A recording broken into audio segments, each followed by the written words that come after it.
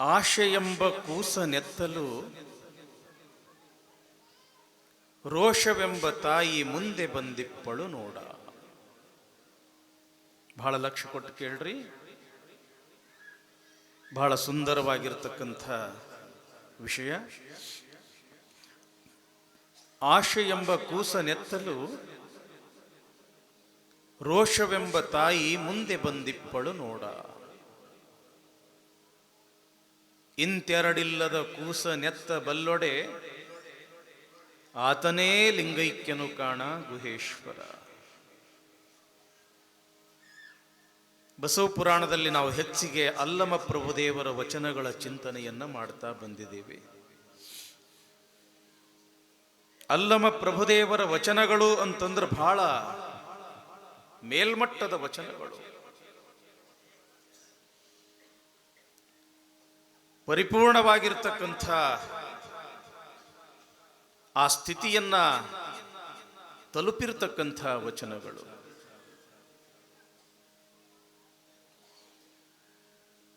ಅದರಲ್ಲೂ ಬೆಡಗಿನ ವಚನ ಬಹಳ ಸುಂದರ. ಆಶೆಯೆಂಬ ಕೂಸನೆತ್ತಲು ರೋಷವೆಂಬ ತಾಯಿ ಮುಂದೆ ಬಂದಿಪ್ಪಳು ನೋಡ. ಆಶೆ ಮತ್ತು ರೋಷ, ಲೌಕಿಕ ವಿಷಯದ ಲಾಲಸೆಗೆ ಆಶೆ ಅಂತ ಕರೀತಾರೆ. ಲೌಕಿಕದ ವಿಷಯಗಳು. ಒಂದು ವಸ್ತುವಿನನ್ನು ನೋಡ್ತೀವಿ, ಕಣ್ಣಿಗೆ ಆಕರ್ಷಣೆ ಅನಿಸ್ತದ. ಸಾಮಾನ್ಯವಾಗಿ ನಮಗೆ ಬೇಕು ಅನ್ನೋ ಭಾವ ಬರ್ತದಲ್ಲ, ಅದಕ್ಕೆ ಆಶೆ ಅಂತ ಕರೀತಾರೆ. ಇನ್ನು ರೋಷ, ಮೋಹ ಮತ್ತು ದ್ವೇಷಗಳಿಂದ ಬಲಗೊಂಡಿರ್ತಕ್ಕಂಥ ಕ್ರೋಧಕ್ಕೆ ರೋಷ ಅಂತ ಕರೀತಾರೆ ತಂಗಿ. ಇವೆರಡು ಒಳ್ಳೇದೇನು? ಆಶೆ ಮತ್ತು ರೋಷ ಇಲ್ಲ, ಎರಡು ಕೆಟ್ಟದ್ದ. ಒಂದಕ್ಕೊಂದು ಎಷ್ಟು ಸಂಬಂಧ ಇವಕ್ಕ, ಆಶೆ ಮತ್ತು ರೋಷಕ್ಕ. ಆಶೆ ಎಂಬ ಕೂಸನೆತ್ತಲು ರೋಷವೆಂಬ ತಾಯಿ ಮುಂದೆ ಬಂದಿಪ್ಪಳು ನೋಡ. ಆಶೆ ಮತ್ತು ರೋಷಕ್ಕೆ ಎಂಥ ಸಂಬಂಧ ಅಂತಂದ್ರ ತಾಯಿ ಮತ್ತು ಮಗುವಿನ ಸಂಬಂಧ. ಕೂಸಿಗೆ ಏನಾದ್ರೂ ಪೆಟ್ಟಾತು ಅಂತಂದ್ರೆ ಮೊದಲು ಓಡಿ ಬರೋರು ಯಾರ? ತಾಯಿ. ಅವನ ಹೌದಲ್ಲ? ಅಯ್ಯೋ ನನ್ನ ಕೂಸಿಗೆ ಏನಾಯ್ತು, ನನ್ನ ಮಗನಿಗೆ ಏನಾಯ್ತು, ನನ್ನ ಮಗಳಿಗೆ ಏನಾಯ್ತು ಅಂತ ತಿಳ್ಕೊಂಡು ಮಕ್ಕಳಿಗೆ ಸ್ವಲ್ಪ ನೋವಾದ್ರ ಮೊಟ್ಟ ಮೊದಲಿಗೆ ಓಡಿ ಬರ್ತಕ್ಕಂಥವಳು ಯಾರು? ತಾಯಿ. ತಾಯಿ ಮಗುವಿಗೆ ಇರ್ತಕ್ಕಂಥ ಸಂಬಂಧವೇ ಆಶೆ ಮತ್ತು ರೋಷಕ್ಕೆ ಇರ್ತಕ್ಕಂಥ ಸಂಬಂಧ. ಆಶೆಗೆ ಏನಾದ್ರೂ ಸ್ವಲ್ಪ ಪೆಟ್ಟ ಆತು ಅಂತಂದ್ರ ರೋಷ ಬಂದು ಬಿಡ್ತದ ನೋಡ್ರಿ. ಹೌದಲ್ಲ ತಂಗಿ? ಯಾವುದೋ ಒಂದು ವಸ್ತು ನೋಡ್ತೀವಿ, ಬೇಕು ಅಂತ ಆಶೆ ಹುಟ್ಟುತ್ತದ. ಆ ಬೇಕಾಗಿರ್ತಕ್ಕಂಥ ವಸ್ತು ಸಿಗಲಿಲ್ಲ ಅಂತಂದ್ರೆ ಏನು ಬರ್ತದ? ಸಿಟ್ಟು ಬರ್ತದೆ. ನಿಲ್ರಿ ಬಾ, ಒಂದು ಕೂಸಿನ ನೋಡ್ರಿ, ಒಂದೇನೋ ಆಡ್ಕೊಂತ ಆಡ್ಕೊಂತ ಆಡ್ಕೊಂತ ಒಂದು ವಸ್ತು ತಗೋತೈತಿ. ಅದು ಈ ವಸ್ತು ಯಾಕೆ ತಗೊಂಡಿ ಅಂತ ತಿಳ್ಕೊಂಡು ನೀವು ಕಸ್ಕೊಳ್ರಿ, ಸಿಟ್ಟಿಗೆ ಬಂದು ಒಂದೇ ಸವನ ಅಳ್ಳಾಕ್ ಶುರು ಮಾಡ್ತೈತಿ ಇಲ್ಲ? ಯಾಕೆ? ಬೇಕಾಗಿರ್ತಕ್ಕಂಥ ವಸ್ತು ಸಿಗಲಿಲ್ಲ ಅಂತಂದ್ರೆ ಸಹಜವಾಗಿಯೇ ಸಿಟ್ಟು ಬರ್ತದ. ಅದಕ್ಕಂತಾರ ಅವರು ಆಶೆ ಎಂಬ ಕೂಸನೆತ್ತಲು ರೋಷವೆಂಬ ತಾಯಿ ಮುಂದೆ ಬಂದಿಪ್ಪಳು ನೋಡ. ರಾವಣನ ಹೆಸರು ಕೇಳಿರಲ್ಲ ತಂಗಿ? ಯಾರನ್ನು ನೋಡ್ದ? ಸೀತಾನ್ ನೋಡ್ದ. ಆಶೆ ಪಟ್ಟ ಅಕಿನೇ ನನ್ನ ಹೆಂಡತಿ ಆಗ್ಬೇಕು ಅಂತ. ಸಿಕ್ಕಳೇನು? ಸಿಗಲಿಲ್ಲ. ಯಾವಾಗ ಸೀತಾ ಸಿಗಲಿಲ್ಲ, ರೋಷ ಬಂದು ಬಿಡುತ್ತಕಿ, ಅವನಿಗೆ ರೋಷ ಬಂದು ಬಿಡುತ್ತು. ಯಾವಾಗ ರೋಷ ಬಂತು, ಸೀತಾನ ಕದ್ಕೊಂಡು ಹೋದ. ಮುಂದೇನಾತು? ರಾಮಾಯಣನ ಆತು, ದೊಡ್ಡ ಯುದ್ಧನ ಆತು, ಬಹಳ ದೊಡ್ಡ ಅನಾಹುತನ ಆತು. ಯಾಕೆ? ಆಶೆ ಅನ್ನೋದು ಬಂತು ಅಂತಂದ್ರ ಅದರ ಜೊತೆಗೆ ಏನು ಬರ್ತದ? ರೋಷ. ಸಿಗಲಿಲ್ಲ ಅಂತಂದ್ರೆ ರೋಷ. ಸೊಲ್ಲಾಪುರ ಏನು ಬಹಳ ದೂರ ಇಲ್ಲ, ಇಲ್ಲಿಂದ ಸಮೀಪ. ಈಗೊಂದು 15-16 ವರ್ಷಗಳ ಹಿಂದೆ ನಡೆದಿರತಕ್ಕಂಥ ಒಂದು ಘಟನೆ ನೀವು ಬಹುತೇಕ ಕೇಳಿರಬಹುದು ಅಂತ. ಅಕ್ಕಲಕೋಟ ತಾಲೂಕದಾಗಿಂದ ಒಂದು ಊರ, ಇಬ್ಬರು ಗಂಡ ಹೆಂಡತಿ, 4-5 ವರ್ಷದ ಮಗ, ಸಣ್ಣ ಕೂಸ. ಇತ್ತ ಊರಾಗ ಬಡತನ, ದುಡ್ಕೊಂಡು ಉಣಬೇಕು ಅಂತ ತಿಳ್ಕೊಂಡು ಸೊಲ್ಲಾಪುರಕ್ಕೆ ಹೋದ್ರು. ಅಲ್ಲಿ ಇವೆಲ್ಲ ಫ್ಯಾಕ್ಟ್ರಿ ಭಾಳ ನೋಡ್ರಿ, ಚಾದರ್ ಫ್ಯಾಕ್ಟ್ರಿ, ಜಮಖಾನಿ ಫ್ಯಾಕ್ಟ್ರಿ, ಬಟ್ಟಿ ಗಿಟ್ಟಿ ಭಾಳ ಅಲ್ಲಿ, ಗಾರ್ಮೆಂಟ್ಸ್ ಅಂತ ಹೇಳಿ. ಒಂದು ಚಾದರ್ ಫ್ಯಾಕ್ಟ್ರಿಯಾಗ ದುಡ್ಯಾಕ ಹತ್ತನ ಆ ಹುಡುಗ. ತಿಂಗಳಿಗೆ ಪಗಾರ 7-8 ಸಾವಿರ ರೂಪಾಯಿ ಕೊಡಾಕತ್ತಿದ್ರು. ತಿಂಗಳು ಪೂರ್ತಿ ದುಡಿತಿದ್ದ, 8 ಸಾವಿರ ರೂಪಾಯಿ ಕೊಡ್ತಿದ್ರು. ತಂದವನ ಏನ್ ಮಾಡ್ತಿದ್ದ? ಹೆಂಡತಿ ಕೈಯಾಗ ಕೊಡ್ತಿದ್ದ. ಆ ಹೆಂಡತಿ ಇದ್ರ ಮನಿ ಬಾಡ್ಗಿ, ಕರೆಂಟ್ ಬಿಲ್ಲ, ನಳದ ಬಿಲ್ಲ, ಕಾಯಿಪಲ್ಲಿ, ಅದು ಇದು ಅಂತ ತಿಳ್ಕೊಂಡು ಆ 8 ಸಾವಿರ ರೂಪಾಯಿದೊಳಗೆ ಒಂದು ತಿಂಗಳು ಬಾಳೆ ನಡೀತಿತ್ತು. ಹಿಂಗ ಒಂದು ವರ್ಷ ಒಪ್ಪತ್ತು ಆತು. ಒಂದು ದಿವಸ ಏನಾಗ್ಯದ ಅಂತಂದ್ರೆ ಪಗಾರ ಆಗ್ಯದ ಒಂದು. ಯಾವಾಗ ಪಗಾರ ಬಂತು, ಮನೆಗೆ ಬಂದವನ ಹೆಂಡತಿ ಕೈಯಾಗ ತಗೋ ಪಗಾರ ಅಂತ ತಿಳ್ಕೊಂಡು 8 ಸಾವಿರ ರೂಪಾಯಿ ಕೊಟ್ಟ. ರೊಟ್ಟಿ ಮಾಡಾಕತ್ತಿದ್ದಳು, ಕೈ ಎಲ್ಲ ಹಿಟ್ಟಾಗ್ಯದ. ಹಿಂದ ಕಡೆ ಒಳಗ ಪೇಟಿಯೊಳಗೆ ಇಟ್ರಾಯ್ತು ಅಂತ ತಿಳ್ಕೊಂಡು ಅಲ್ಲೇ ಮುಂದೆ ಇಟ್ಟಳು. ಪಾಪ ಸಣ್ಣ ಕೂಸ, ಏನು ಗೊತ್ತಾಗ್ಬೇಕು, 5-6 ವರ್ಷದ ಕೂಸಕ್ಕ. ಆಡ್ಕೊಂತ ಬಂದವನ ಆ ಹುಡುಗ ಆ ನೋಟಿನ ಕಂತ್ ತಗೊಂಡು ಹಿಂಗ ಒಲ್ಯಾಗ ಒಗದು ಬಿಟ್ಟ. ನೋಡೋದ್ರೊಳಗ ಸುಟ್ಟು ಬೂದಿ ಅದು 8 ಸಾವಿರ ರೂಪಾಯಿ. ಸಿಟ್ಟು ಬತ್ ನೋಡ್ರಿ. ಯಾಕ? ಈ 8 ಸಾವಿರ ರೂಪಾಯಿದೊಳಗೆ ಒಂದು ತಿಂಗಳು ನಡೀತಿತ್ತು ನಮ್ಮ ಬಾಳೆ ಅನ್ನೋ ಆಶಾ.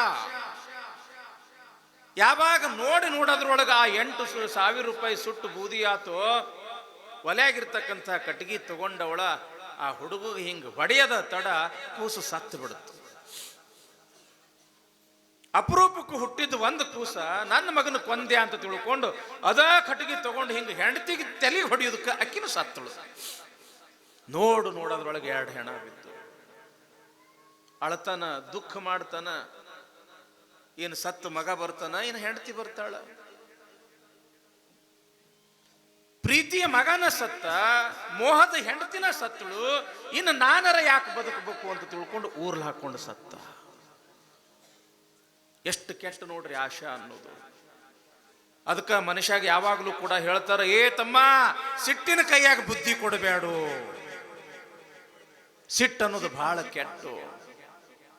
ಅದಕ್ಕಿಲ್ಲಿ ಪ್ರಭುದೇವರು ಹೇಳ್ತಾರ, ಆಶೆವೆಂಬ ಕೂಸ ನೆತ್ತಲು ರೋಷವೆಂಬ ತಾಯಿ ಮುಂದಿ ಬಂದಿಪ್ಪಳು ನೋಡ. ಹುಬ್ಬಳ್ಳಿಯಾಗ ಆಗಿರ್ತಕ್ಕಂಥ ಘಟನೆ. ಮಾರುತಿ ಕಾರ್ ತಂದ, 6 ಲಕ್ಷ ರೂಪಾಯಿ ಕೊಟ್ಟು. ಮನೆಗೆ ತಂದು ಕೂಡಲೇ ಗಂಡ, ಹೆಂಡತಿ, ಮಗ ಎಲ್ಲರೂ ಕೂಡಿ ಪೂಜೆ ಮಾಡಿದ್ರು. ಕಾರಿಂದ ಪೂಜೆ ಮಾಡಿದ್ರು, ಹಾರ ಹಾಕಿದ್ರು. ಆ ಹುಡುಗ ಇನ್ನು LKG UKG ಓದ್ತಕ್ಕಂಥ ಹುಡುಗ, 6-7 ವರ್ಷದ ಹುಡುಗ. ಏನ್ ಮಾಡ್ತು ಅಂತಂದ್ರೆ ಒಂದು ಕಲ್ಲು ತಗೊಂಡು ಆ ಕಾರಿನ ಮೇಲೆ ಗೀಚ್ ಹಾಕ್ತು ನೋಡ್ರಿ. ಏನು ದೊಡ್ಡ ತಪ್ಪು ಮಾಡಿಲ್ಲ ಅದು ಕೂಸ. ಹೊಸ ಕಾರ್ ತಂದೀವಿ, ನೀ ಕಲ್ಲು ತಗೊಂಡು ಆ ಕಾರಿನ ಮೇಲೆ ಗೀಚ್ ಹಾಕಕತ್ತೀಯ ಮಗ ಅಂತ ತಿಳ್ಕೊಂಡು ಅಪ್ಪ ಹಿಂಗ ನೆತ್ತಿಗೆ ಹೊಡೆದ. ಮೊದಲೇ ಸೂಕ್ಷ್ಮ ನೋಡ್ರಿ, ಸಣ್ಣ ಮಕ್ಕಳು ನೆತ್ತಿ ಕೂಸ ಸತ್ತು ಬಿಡುತ್ತು. ಮಣ್ಣು ಮಾಡಿ ಬಂದ್ರು. ಮಾರನೇ ದಿವಸ ಕಾರ್ ಕಡೆಗೆ ಹೋದ ಅವರಪ್ಪ. ನನ್ನ ಮಗ ಏನಾರೇ ಗೀಚೇನ ಅಂತ ತಿಳ್ಕೊಂಡು ನೋಡಾಕ ಹೋಗ್ತಾನ. ಪಾಪ ಆ UKG ಓದತಕ್ಕಂತ ಹುಡುಗ ಬರೆದಿತ್ತು, ಪಪ್ಪ ಐ ಲವ್ ಯು ಅಂತ ಬರೆದಿತ್ತು. ಅಪ್ಪ, ನಾನು ನಿನ್ನನ್ನು ಬಹಳ ಪ್ರೀತಿ ಮಾಡ್ತೀನಿ. ಅತ್ತ ಕರೆದ, ಏನೆಲ್ಲ ಕಷ್ಟಪಟ್ಟ, ಏನೆಲ್ಲ ದುಃಖ ಮಾಡ್ದ, ಆದ್ರೆ ಸತ್ತಿರ್ತಕ್ಕಂಥ ಮಗ ಬರ್ತದೇನೋ. ಬರಾಕ ಸಾಧ್ಯ ಇಲ್ಲ. ಅದಕ್ಕ ಬಸವಣ್ಣನವ್ರು ಏನ್ ಹೇಳ್ತಾರಂತಂದ್ರ, 100 ನೋದಿ 100 ಕೇಳಿದರೇನು, ಆಶೆ ಹರಿಯದು ರೋಷ ಬಿಡದು ಮಜ್ಜನ ಕೆರೆದು ಫಲವೇನು. ತಮ್ಮ, ಎಲ್ಲಿ ತನಕ ನಿನ್ನ ಮನಸ್ಸಿನೊಳಗೆ ದುರಾಶೆ ಎಂಬತಕ್ಕಂಥದ್ದದ, ರೋಷ ಎಂಬತಕ್ಕಂಥದ್ದದ, ನೀ ಎಷ್ಟರೇ ಪುರಾಣ ಹೇಳಿದ್ರ ಏನು ಪ್ರಯೋಜನ, ಎಷ್ಟರ ಪುರಾಣ ಪ್ರವಚನ ನೀ ಕೇಳಿದ್ರ ಏನು ಪ್ರಯೋಜನ. ಹೇಳಿ ಹೇಳಿ ಒಂದು ಹಂತಕ್ಕೆ ಬರಬೇಕು, ಕೇಳಿ ಕೇಳಿ ಒಂದು ಹಂತಕ್ಕೆ ಬರಬೇಕು. ಬಹಳ ವರ್ಷದಿಂದ ಬಸವ ಪುರಾಣ ಹೇಳಾಕತ್ತೀನಿ, ಪಾಠ ಪ್ರವಚನ ಮಾಡಾಕತ್ತೀನಿ. ನಾ ಹೆಂಗ ಹೇಳ್ತೀನಿ ಹಂಗ ನಡಿಬೇಕು ಅನ್ನೋ ಭಾವ ನನ್ನೊಳಗೆ ಬರಬೇಕು. ನಮ್ಮಪ್ಪವ್ರ ಕಾರ್ಯಕ್ರಮದ ಸಲುವಾಗಿ ಬಸವ ಪುರಾಣ ಹಚ್ಚಾರ. ತಿಳಿದೋ ತಿಳಿಲಾರ್ದೋ ಬಸವ ಎಂಬತಕ್ಕಂಥ ಶಬ್ದ ಕಿವಿಯಾಗ ಬಿದ್ರ ಎಷ್ಟೋ ಪುಣ್ಯ ಬರ್ತದ. ಇನ್ನು 1 ತಿಂಗಳಗಟ್ಲೆ ಅಥವಾ 21 ದಿವಸಗಟ್ಲೆ ಬಸವ ಪುರಾಣ ಕೇಳಿದ್ರ ಇನ್ನು ಎಷ್ಟು ಪುಣ್ಯ ಬಂದೀತು. ಇನ್ನು ಆ ಬಸವ ಪುರಾಣ ಹೇಳ್ದಂಗ ಕೇಳಿದ್ರೆ ಇನ್ನೂ ಎಷ್ಟು ಪುಣ್ಯ ಬಂದಿತ್ತು ಎಂಬತಕ್ಕಂಥ ಭಾವ ಎಂಬತಕ್ಕಂಥ ವಿಷಯ ಎಂಬತಕ್ಕಂಥ ಆ ವಿಚಾರ ಜ್ಞಾನ ನಮ್ಮೊಳಗೆ ಇರಬೇಕು. ಹೇಳಬೇಕು, ಹೇಳ್ದಂಗ ನಡಿಬೇಕು, ಕೇಳಬೇಕು, ಕೇಳ್ದಂಗ ನಡಿಬೇಕು ಅಂದಾಗ ಹೇಳಿದ್ದು ಸಾರ್ಥಕ, ಕೇಳಿದ್ದು ಸಾರ್ಥಕ.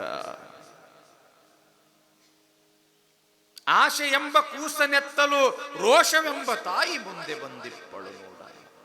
ಅದಕ್ಕೆ ತಮ್ಮ, ಈ ಆಶೆ ಮತ್ತು ರೋಷ ಎಂಬತಕ್ಕಂಥದ್ದು ಅನಾಹುತಕ್ಕೆ ಈಡು ಮಾಡ್ತದೋ ನಿನಗ.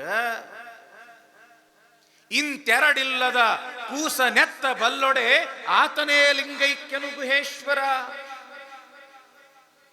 ಆಶೆ ಎಂಬತಕ್ಕಂಥ ಕೂಸ ಎತ್ಕೊಳಕ್ ಹೋಗ್ಬೇಡು. ಇನ್ನು ರೋಷ ಎಂಬತಕ್ಕಂಥದ್ದಕ್ಕೂ ಕೂಡ ನೀನು ಹೋಗಕ್ಕೆ ಹೋಗ್ಬೇಡು. ಈ ಆಶೆಯನ್ನ ಬಿಟ್ಟು, ರೋಷವನ್ನ ಬಿಟ್ಟು ಇನ್ನೊಂದು ಸಣ್ಣ ಕೂಸದ, ಬಹಳ ಚಲೋ ಅದ, ಬಹಳ ಚಲುವ ಅದ, ಬಹಳ ಮುಗ್ಧ ಅದ. ಆ ಕೂಸನ್ನ ನೀ ಎತ್ಕೊಂಡಿ ಅಂತಂದ್ರ ನಿನ್ನ ಜನ್ಮನ ಉದ್ಧಾರ ಆಗ್ತದ. ಆ ಕೂಸ ಬೇರೆ ಯಾವುದೂ ಅಲ್ಲ, ಗುಡ್ಡದ ಮುತ್ಯಾನ ಮೇಲೆ ಇರ್ತಕ್ಕಂಥ ಭಕ್ತಿ ಅನ್ನೋ ಕೂಸ. ಬಸವಣ್ಣನ ಮೇಲೆ ಇರ್ತಕ್ಕಂಥ ಭಕ್ತಿ ಅನ್ನೋ ಕೂಸ. ಆ ಭಕ್ತಿ ಅನ್ನೋ ಕೂಸನ್ನ ಎತ್ಕೊಂಡು ಬಿಡ್ರಪ್ಪ, ನಿಮ್ಮ ಜನ್ಮ ಧನ್ಯ ಆಗ್ತದ, ಧನ್ಯ ಆಗ್ತದ. ಯಾಕ? ಭಕ್ತಿಗಿಂತ ಈ ಪ್ರಪಂಚದೊಳಗ ದೊಡ್ಡದು ಯಾವುದು ಇಲ್ಲ ತಮ್ಮ. ಭಕ್ತೈ ರಸಾಧ್ಯಂ ನಹಿ ಕಿಂಚಿದಸ್ತಿ. ಬಹಳ ಖುಷಿ ಅನಿಸ್ತದ. ನಿಮ್ಮೂರಿಗೆ ಬಂದು 10-11 ದಿವಸ ಆತು. ಗುಡ್ಡದ ಮುತ್ಯಾನ ಮೇಲೆ ಎಂಥ ಭಕ್ತಿ, ಶಿವಬಸವ ರಾಜೇಂದ್ರ ಅಪ್ಪೋರ ಮೇಲೆ ಎಂಥ ಭಕ್ತಿ. ಎಷ್ಟು ಭಕ್ತಿಯಿಂದ ಬರ್ತೀರಿ, ಎಷ್ಟು ಪೂಜ್ಯ ಭಾವನೆಯಿಂದ ಬರ್ತೀರಿ, ಅಪ್ಪೋರ ಸೇವಾ ಎಷ್ಟು ಮಾಡ್ತೀರಿ. ನೋಡಿದ ಕೂಡಲೇ ಬಹಳ ಖುಷಿ ಅನಿಸ್ತದ. ಯಾಕ? ಇದು ನಿಜವಾಗಿರ್ತಕ್ಕಂಥ ಸಂಪತ್ತದ ತಂಗಿ. ಭಕ್ತಿ ಅನ್ನೋದು ಇದ ನಿಜವಾಗಿರ್ತಕ್ಕಂಥ ಐಶ್ವರ್ಯ ಅದ. ಅದಕ್ಕೆ ಹೇಳ್ತಾರ, ಭಕ್ತೈರ್ ಅಸಾಧ್ಯಂ ನಹಿ ಕಿಂಚಿದಸ್ತಿ. ಅಸಾಧ್ಯ ಅನ್ನೋದೇ ಇಲ್ಲ, ಭಕ್ತಿಯಿಂದ ಎಲ್ಲವೂ ಕೂಡ ಸಾಧ್ಯ ಆಗುತ್ತದೆ ತಂಗಿ. ಅದಕ್ಕೇನಂದ್ರು ಬಸವಣ್ಣವರು, ನಾದಪ್ರಿಯ ಶಿವನೆಂಬರು ನಾದಪ್ರಿಯ ಶಿವನಲ್ಲವಯ್ಯ, ವೇದಪ್ರಿಯ ಶಿವನೆಂಬರು ವೇದಪ್ರಿಯ ಶಿವನಲ್ಲವಯ್ಯ. ನಾದವ ಮಾಡಿದ ರಾವಣಂಗೆ ಅರೆ ಆಯುಷ್ಯವಾಯಿತ್ತು, ವೇದವನೋದಿದ ಬ್ರಹ್ಮನ ಶಿರಭೋಯಿತ್ತು. ಇದು ಕಾರಣ ನಾದಪ್ರಿಯನೂ ಅಲ್ಲ, ವೇದಪ್ರಿಯನೂ ಅಲ್ಲ, ಭಕ್ತಿ ಪ್ರಿಯ ನಮ್ಮ ಕೂಡಲ ಸಂಗಮ ದೇವ. ಅದಕ್ಕ ಭಕ್ತಿ ಅನ್ನೋದು ಬಹಳ ದೊಡ್ಡದ್ರಪ್ಪ. ಅದಕ್ಕ ಬಸವಣ್ಣನ ಮ್ಯಾಲ ಭಕ್ತಿ ಇಡ್ರಿ, ಶ್ರದ್ಧಾ ಇಡ್ರಿ, ನಿಷ್ಠಾ ಇಡ್ರಿ. ಗುಡ್ಡದ ಬಸವರಾಜೇಂದ್ರ ಶಿವಯೋಗಿ ಬೇರೆ ಅಲ್ಲ, ಶಿವಬಸವ ಸ್ವಾಮಿಗಳು ಬೇರೆ ಅಲ್ಲ ಅನ್ನೋ ಒಂದು ಸದ್ಭಾವನೆ ಇಟ್ಕೊಂಡು ಭಕ್ತಿಯನ್ನ ಮಾಡಿದ್ದೆ ಆದ್ರೆ ಬೇಡಿದ್ದ ನೀವ ನಮ್ಮ ಕೂಡಲ ಸಂಗಮ ದೇವ. ನಿಮ್ಮ ಇಷ್ಟಾರ್ಥಗಳೆಲ್ಲವೂ ಕೂಡ ಪೂರೈಸ್ತವೆ ಎಂಬತಕ್ಕಂಥ ಒಂದು ವಿಚಾರ ಇಲ್ಲಿ ಪೀಠಿಕಾ ಭಾಗದೊಳಗೆ ತಿಳಿಸ್ತಾ, ಇನ್ನು ಪುರಾಣ ಭಾಗದೊಳಗೆ ಯಾವ ವಿಚಾರ ಬರ್ತದೆ ಅನ್ನೋದನ್ನ ನಮ್ಮ ಗವಾಯಿಗಳೊಂದು ಹಾಡನ್ನು ಹೇಳ್ತಾರೆ. ನಂತರ ವಿಷಯ ಮುಂದುವರಿಸೋಣ.